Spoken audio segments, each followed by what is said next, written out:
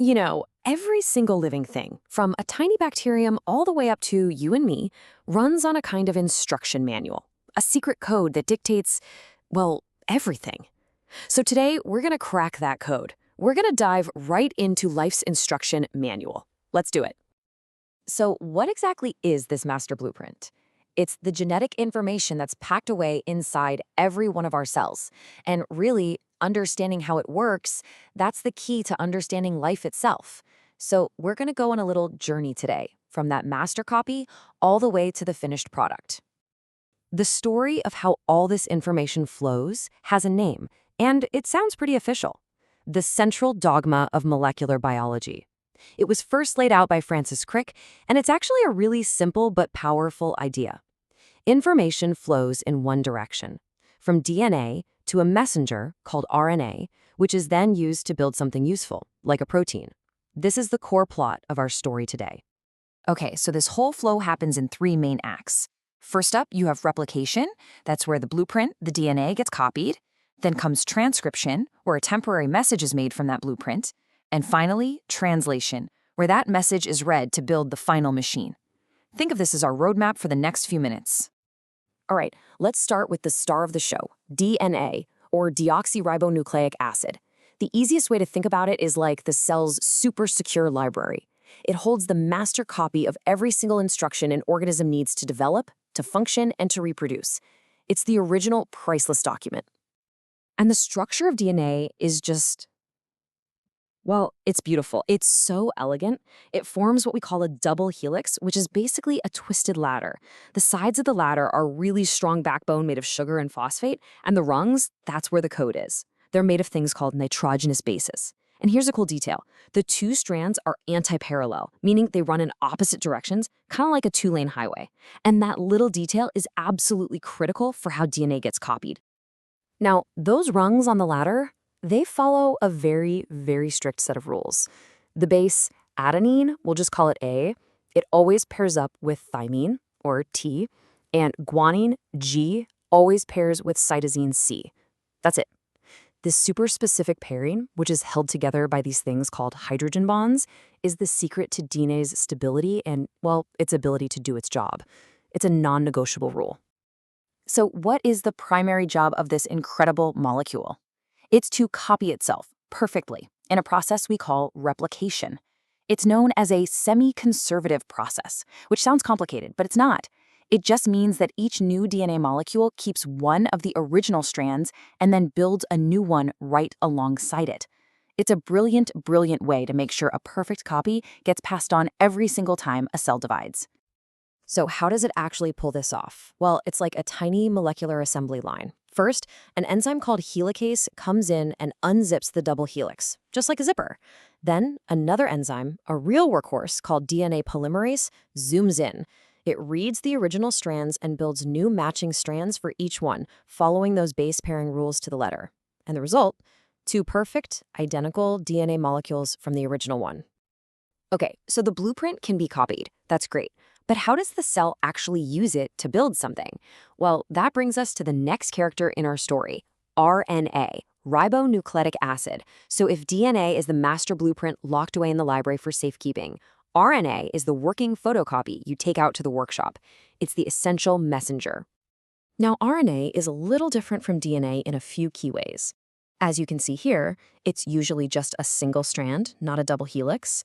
It uses a slightly different type of sugar in its backbone. And this one's a big one. It swaps out the base thymine, the T, for a different base called uracil, or U. So wherever you'd see a T in DNA, you'll see a U in RNA. And the process of making this RNA copy is called transcription. It's literally like transcribing notes from a precious old reference book you're not allowed to check out of the library. A specific gene on the DNA gets read, and a temporary portable copy, what we call messenger RNA, or mRNA, is created. This whole process is driven by another amazing enzyme, RNA polymerase. It knows right where to start, binding to a promoter sequence at the beginning of a gene. Then it just scoots along the DNA strand, reading the code and building that matching mRNA copy. And once it hits a stop signal at the end, it lets go, releasing the finished message, which is now all set to leave the nucleus and head to the workshop. So, we have our message. What's it for? It's the instruction set for building proteins. And proteins, well, they're the real workhorses of the cell. They are everything. They're the enzymes that speed up reactions, the structural supports that give cells their shape, the signaling molecules. They do pretty much all the heavy lifting. They are the final, functional machines built from our genetic code. So how does the cell read this mRNA message? It's not one letter at a time, which is super interesting. Instead, it reads the message in 3-letter words. These are called codons. Each of these 3 base codons specifies one particular building block of a protein, which is called an amino acid. Now think about this. With the 4 letters in the RNA alphabet, A, U, G, and C, there are 64 possible 3-letter combinations, or codons. But there are only about 20 common amino acids that are used to build proteins. What does that mean? It means the code is redundant. In other words, multiple codons can actually specify the very same amino acid, and this is an amazing evolutionary feature. It's like a built-in buffer against errors. And that brings us to the final act, translation. This is it. This is where the language of nucleic acids gets translated into the language of proteins. This all happens out in the cell cytoplasm on a remarkable molecular machine called a ribosome. So the ribosome clamps onto the mRNA strand and scans it until it finds the AUG start codon. That's its signal to begin. Then it moves down the line, reading each 3-letter codon one by one. And for every codon it reads, another type of RNA, called transfer RNA or tRNA, acts like a delivery truck, bringing in the exact right amino acid. The ribosome then links these amino acids together into a chain until, bam, it hits a stop codon. That's the signal to cut the chain loose, and the finished protein is released to go do its job. Now, this whole system is incredibly accurate, just unbelievably precise. But it's not perfect. Sometimes typos happen in that original DNA blueprint. We call these changes mutations, and their effects can range from completely harmless to absolutely catastrophic. So, let's say a single letter gets swapped for another. 3 things can happen. First, a silent mutation. This changes the codon, but because of that redundancy we just talked about, it still codes for the exact same amino acid, so no harm done. Phew. Then there's a missense mutation.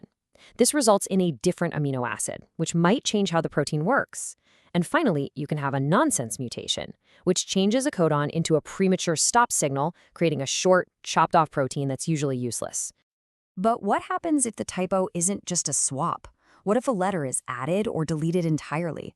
Well, that causes a much more dramatic error called a frame shift mutation.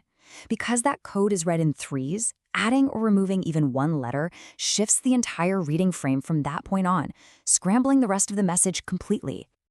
The best way to understand this is to look at this simple sentence. It's made of 3-letter words, just like codons. The message is perfectly clear. The big dog saw the cat. This is like a healthy, functional gene.